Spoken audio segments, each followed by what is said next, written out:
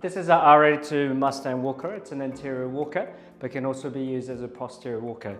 So the one thing that I like about the Mustang walker is that it's got the support where the client actually needs it, which is around the chest support. It's nice and firm, and you've got the arm prompts in front of them. It comes with a saddle seat, or you can have a comfort seat, and you can also have a hip support or a sacral support wherever the client needs that external support.